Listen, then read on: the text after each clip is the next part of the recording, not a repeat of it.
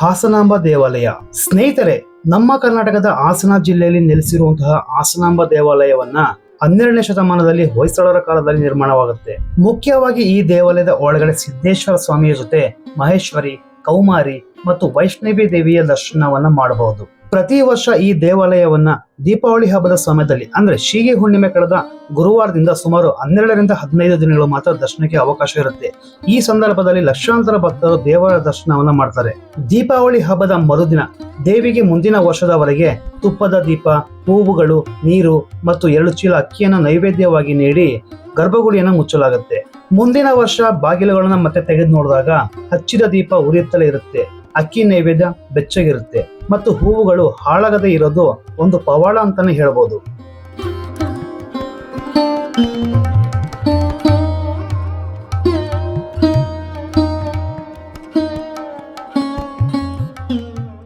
ಬ್ರಾಹ್ಮಿ, ಮಹೇಶ್ವರಿ, ಕೌಮಾರಿ, ವೈಷ್ಣವಿ, ವಾರಾಹಿ, ಇಂದ್ರಾಣಿ ಮತ್ತು ಚಾಮುಂಡಿ ಈ ಸಪ್ತ ಮಾತೃಕೆಯರು ಒಮ್ಮೆ ವಾರಣಾಸಿಯಿಂದ ದಕ್ಷಿಣ ಭಾರತಕ್ಕೆ ಬಂದಾಗ ಹಾಸನದ ಸೌಂದರ್ಯಕ್ಕೆ ಆಕರ್ಷಿತರಾಗಿ ಇಲ್ಲೇ ವಾಸಿಸಲು ನಿರ್ಧರಿಸುತ್ತಾರೆ.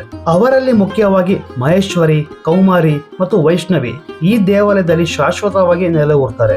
ಈ ದೇವಾಲಯದ ಗರ್ಭಗುಡಿಯಲ್ಲಿ ಮತ್ತೊಂದು ವಿಶೇಷ ತಿಳ್ಕೋಬೇಕಂದ್ರೆ ಸೊಸೆಯ ಕಲ್ಲು. ಒಮ್ಮೆ ಹಾಸನಾಂಬೆಯ ಭಕ್ತೆಯ ಅತ್ತೆ ಯಾವಾಗಲೂ ಅವಳನ್ನು ಕೆಟ್ಟದಾಗಿ ನಿಂದಿಸ್ತಾ ಇರ್ತಾಳೆ. ಒಮ್ಮೆ ಅವಳು ದೇವಿಯ ಮುಂದೆ ಪ್ರಾರ್ಥಿಸಿದಾಗ ಅತ್ತೆ ಅವಳ ಮುಂದೆ ಬಂದು, ನಿನಗೆ ಏನು ಮುಖ್ಯ, ದೇವಸ್ಥಾನಕ್ಕೆ ಬರುವುದು ಅಥವಾ ನಿನ್ನ ಮನೆ ಕೆಲಸವೋ ಎಂದು ಹೇಳುತ್ತಾ ಅವಳು ಒಂದು ಬಟ್ಟಲಿನಿಂದ ಅವಳ ತಲೆಗೆ ಬಲವಾಗಿ ಹೊಡಿತಾಳೆ. ಆಗ ಸೊಸೆ ಅಂಬಾ ಎಂದು ಕಿರಿಸುತ್ತಾ ದೇವಿಯಲ್ಲಿ ರಕ್ಷಣೆ ಕೇಳ್ತಾಳೆ. ದೇವಿ ಅವಳನ್ನು ಕಲ್ಲಾಗಿ ಪರಿವರ್ತಿಸಿ ದೇವಾಲಯದ ಆವರಣದಲ್ಲಿ ತನ್ನ ರಕ್ಷಣೆಯಲ್ಲಿ ಇರಿಸಿಕೊಳ್ತಾಳೆ. ಆ ಕಲ್ಲನ್ನು ಈಗಲೂ ಸೊಸೆ ಕಲ್ಲು ಅಂತಾನೆ ಕರೆಯಲಾಗುತ್ತೆ. ಈ ಸೊಸೆಯ ಕಲ್ಲು ಪ್ರತಿ ವರ್ಷ ಒಂದು ಭತ್ತದ ಕಾಳಿನಷ್ಟು ದೇವಿಯ ಕಡೆಗೆ ಹತ್ತಿರವಾಗ್ತಿದೆ. ಅದು ಹಾಸನಾಂಬೆಯ ಪ್ರತಿಮೆಯನ್ನು ಯಾವಾಗ ತಲುಪುತ್ತೋ ಆಗ ಕಲಿಯುಗದ ಅಂತ್ಯ ಅಂತ ಹೇಳ್ಬೋದು.